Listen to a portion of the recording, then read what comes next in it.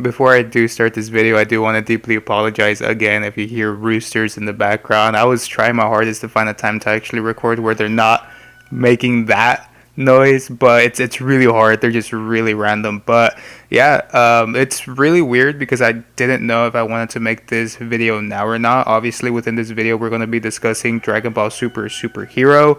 I'm going to try to keep it spoiler free because obviously the film just came out yesterday, August 19th. I was lucky enough to actually go watch it the day it came out. I actually wanted to watch it the day before, the 18th, like the pre-release. But the thing about that is, I really wanted to go watch it with someone, so I had to wait the extra day. But I mean, at the end of the day, it was fine for me to do something like that because as long as I watched it once, I feel like once you watch it once, that's pretty much good enough. But I was kind of iffy about it because today that I'm actually recording the video, I'm planning on going to watch it again. This time, just to kind of see it from more of a analytic view now that I've seen it, I got my fanboy Gohan stuff out the way.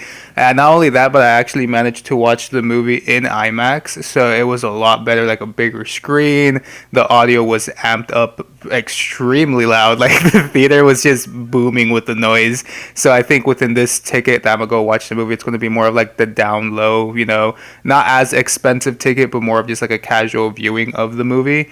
But I just kind of wanted to give my initial thoughts of the film because even though, like I mentioned, I only watched it once.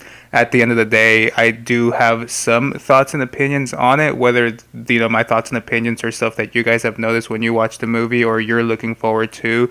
Let's just dive right into it. So, when it comes to this movie, it is very, very different than what I actually initially thought was going to happen, especially like the whole ordeal that they've made in making or marketing the movie is kind of like Pan being kidnapped. I'm not going to spoil anything, but it's a really cool twist, the thing that they do with that whole overall dynamic between like Pan and Piccolo. Like it's really, really cool. I really enjoyed Piccolo as a character within this movie. Obviously, this was more of his movie to shine. Gohan more of like the back burner until like the major parts of the fights and the movie itself. Obviously, like the side characters like Goku, Vegeta, and Broly, their moments were really, really cool. I really did enjoy the fact that they are still training, more so training the mind than the body. And even though we didn't get Broly as much, I really wish that they included more to do with Broly, mainly in the whole department of voice acting, because I really want to hear how Johnny Young Bosch portrays Broly. Obviously, we're so used to Vic Mignogna, and obviously with the whole Vic Mignogna controversy, they had to take him out and replace him with Johnny. But from the snippets that we did get, I kind of grew to enjoy this new Broly. Like, obviously, it's not the original devilish sound of Broly. This one, like a lot of people have told me in the past to give it time and it will grow. And yes, even during this movie, when Broly was like, screaming, powering up, or even his casual talking, the way that Johnny uses his voice does somehow fit that style of Broly better. So I'm a huge Vic Mignogna fan, and I still feel like Vic Mignogna's Broly is top tier. But Johnny Young Bosch, his performance is up there. Like I can see him as the future of Broly. Hopefully they don't replace him because, like I'm mentioning, his voice, even though his voice does sound pretty generic, like every time I hear him talk, I hear Nero from Devil May Cry. It's still up there. I really, really did enjoy it. But obviously, they were like the side characters, so they wouldn't really do much unless you look at the post-credit scene, which I won't talk about. But if you guys are interested, yes, wait for, half of the credits to roll through so you could see what happens at the very end. I don't know if I'll be making like a spoiler type video or, save this like first half of the video non-spoiler, put like a warning and then talk about things. But yeah, so the whole thing that a lot of people went into this film was basically saying that it's not going to be better than Dragon Ball Super Broly. And obviously, when it comes to Dragon Ball Super Broly, that movie in itself had so much going for it. Obviously, the return of a fan favorite character. Well, a lot of people's fan favorite characters. I know a lot of people are not Broly fans, but for someone like me, this was my type of movie. Obviously, the story was heavily within the fights, the choreography, the music, the visuals. Obviously, everyone praises Dragon Ball Super Broly for its key visuals. They were going in with the expectation that it was not going to be better than this movie, and I am happy to say that this movie Although I still feel like Broly is a tad bit better, this movie does so many things better than Broly, mainly like in the department of story. I genuinely enjoyed the story that they actually had to portray in regards to like the whole Red Ribbon Army being connected to these people and how they actually like flip it into Gohan, Piccolo, and the crew being the evil people, and how all of that resolution goes on through not only fights but dialogue as well. I really like the combination of those two because when it came to Dragon Ball Super Broly, there was really no dialogue to kind of transition the actual story. It was just talking, fight, fight, talk, fight, and it just kept on going until the very end. But when it came to this movie, it was like a good medium of fights, but as well as story. Like I genuinely do enjoy what they were actually doing with all of that. It's really interesting because like this whole time I'm so like fight driven that when it came to this movie, when there weren't even that many fights and it was just like the story going by, it genuinely felt like the movie was progressing well. Like it got to a point where I looked at my phone and I'm like, oh my gosh, this movie's almost over. Like it really went by so fast. And you know, let's talk about the CGI now. The CGI has improved tremendously from like the first things that we initially saw, like those very first trailers. I am really happy with the visuals of the film. Obviously, there are tad bit moments where the CGI does look clunky, like when Piccolo's moving, you could kind of tell. A big noticeable part for me when I actually was able to see the CGI was more of like the Goku and Vegeta segments with like Whis. His character model looked pretty weird. I know a lot of people were kind of already talking about that, but it was more of like the Beerus World section of the movie where you could kind of tell that things were kind of iffy with like the designs and the CGI. But overall, like the fights looked very clean. I genuinely enjoyed how the fights looked. The music that they actually had for this movie like really hypes you up. Like it gets really intense, especially towards the end for the bigger and better fights of the actual movie. And I am pretty sad that they didn't include like a theme song to it like all the other ones, especially like the Dragon Ball Super Broly one, which, what was it called, like Blizzard. I think that one in and of itself, like Blizzard, is a really good theme song. Not only that, but a lot of the actual fights, like the music within Broly had like a lot of like that, you know, chanting and roaring. And obviously this music was more of like orchestra music. It still played that part really well. I genuinely enjoyed the music. I genuinely enjoyed the visuals. I genuinely did enjoy the actual story, and the fights that they had was so good. Like overall, like I mentioned, I really have to go and watch this movie again, but from what I did see, I was just pleasantly pleased. Like this, honestly, a lot of people are saying is up there with Broly, and I have to agree. Like a lot of people can say what they want about this film because of, you know, like the spoilers or like the 2 months, you know, delay. Me being like a Dragon Ball YouTuber, or like me running my Dragon Ball page on Instagram, I had to post about stuff like this. I had to post things like, well, I didn't have to, but people wanted me to post spoilers, leaks, and stuff about the movie. So even though I went into this film knowing all this stuff, I still enjoyed it for what it was. Like it was just such an amazing experience. And being in a theater where like it was actually pretty crowded, people laughed. I don't think people cried, but people laughed, people cheered, people clapped. Like it was such an amazing feel to be part of the community again for something like this, that I genuinely wish more people would have been hyped. Like obviously this is Toei's fault for not marketing it well, but at the end of the day, this movie is up there. Like if I watch it again and I do look at it more from like an analytical standpoint, maybe I could say it's better than Broly, but I feel like a lot of people, when it comes to Broly, it's more of like the actual just character of Broly and the visuals. Like if you actually think about it, there is a story to Broly, but it's told rather through like the fights in and of itself, or like it's just basically build up in the beginning, fights, and then, you know, the payoff at the end, where Dragon Ball Superhero just builds the story through everything, through dialogue from the beginning, through dialogue, through the fights, even dialogues within the fights. Like all of it just connects into one beautiful just gift for us Dragon Ball fans. So at the end of the day, for me, like I mentioned, I'm gonna go watch it for a second time today. And then hopefully I could kind of gather my thoughts and come up with like a ranking. But for me, like this movie honestly is like it's like an 8 or a 9 out of 10 if I'm being honest. For me, like Dragon Ball Super Broly was like a 10 out of 10, but that's because I'm like a Broly fanboy and I really enjoyed the visuals and the fights, and I'm always a fight heavy person. But like this movie is up there, and I feel like after watching it the second time, it'll probably grow on me once I actually start noticing the little pieces here and there, because there was a lot going on. So yeah, so kind of going into like the 10-minute mark here, I kind of want to leave this section to actually talk about spoilers, because I can't, I really do want to talk about this stuff because I know this is what divides people within this actual movie. So obviously, little spoiler alert warning right here. I'm gonna give you guys time to click off if you don't want to hear my thoughts or hear what happens. So 3, 2, 1. Yes, I know a lot of people are so upset over the two new transformations. I've waited so long to talk about this. Obviously, Piccolo's unlocked potential through Shenron. A lot of people are like, yeah, that's cool. But then once people saw Orange Piccolo, people are like, what is this? And then obviously the fan favorite, I think it's like the Hispanic made Gohan Blanco, or as it's known within this film, was it Beast Gohan or Gohan Beast? I believe that's like the actual name of the transformation. My thoughts on it is Gohan's hair is pretty funny. Like I really do like the length, but jokes aside, it really does make sense for these characters to start growing like this.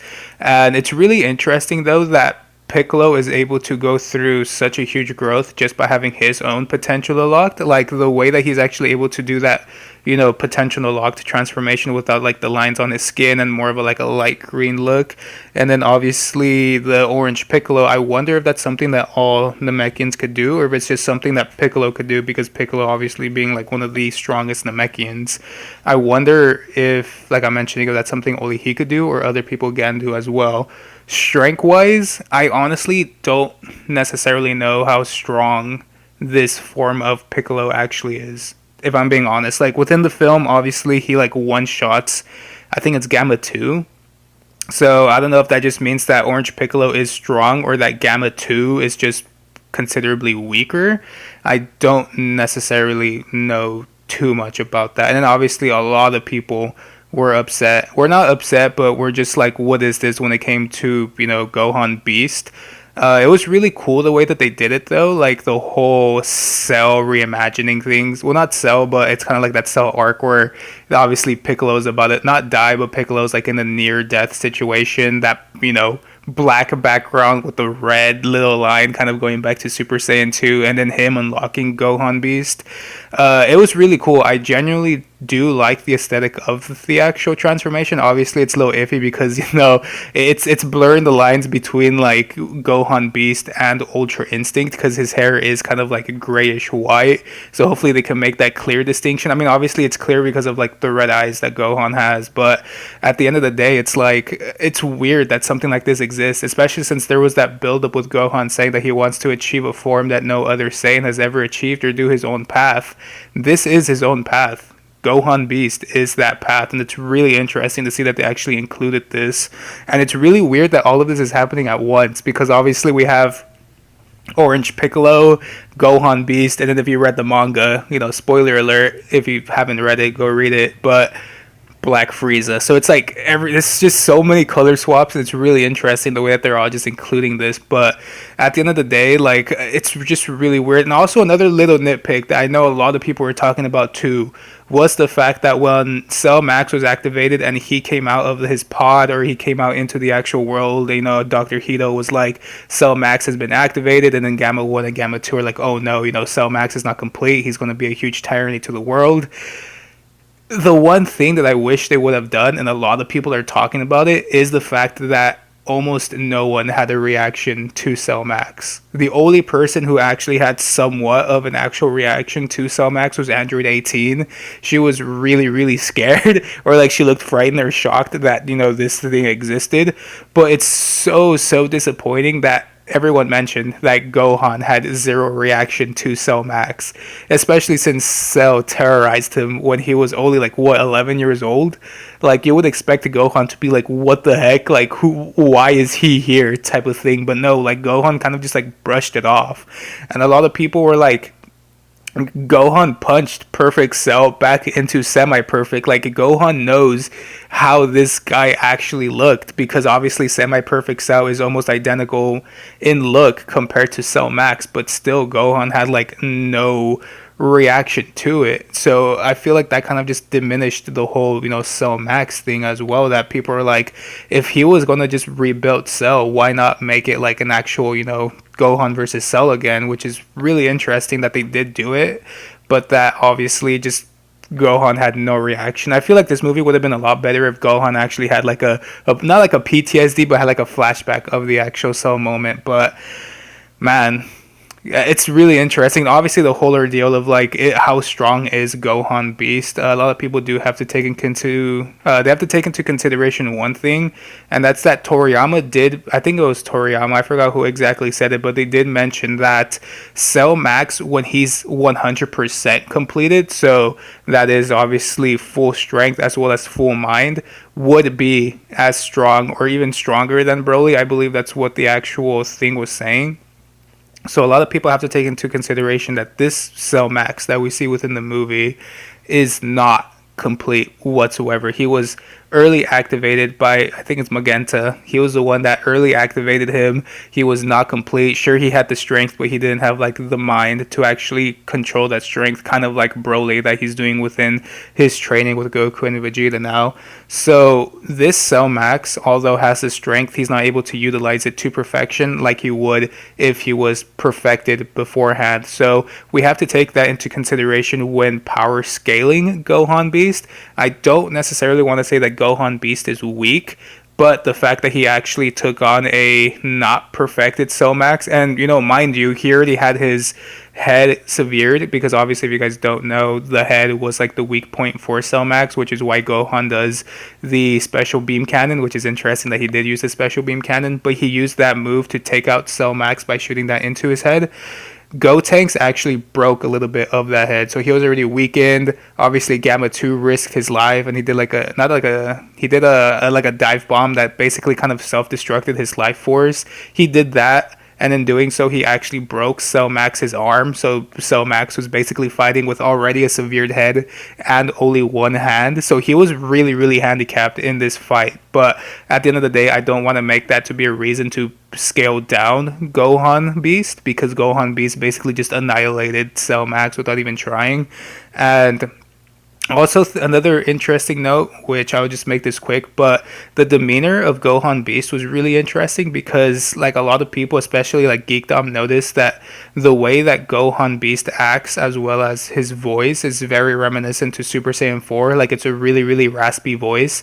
If you guys remember, too, that's exactly how Goku Black actually sounded, when he first initially came to, like, Xenoverse. He had, like, that raspy Super Saiyan 4 voice before they changed it to more of, like, the elegant, flamboyant voice. So it's more of like a calm, really just severe and like serious tone of voice that he has, which is really interesting that they actually used that for this character. And it makes sense because obviously this should be like a form where Gohan's more serious and he just, basically killed Cell Max super easily. But yeah, like I wanted to bring that to people's attention because a lot of people are saying like, oh, Cell Max is stronger than Broly, which means Gohan Beast is stronger than Broly. But at the end of the day, like we do have to take into consideration just how handicapped my man was.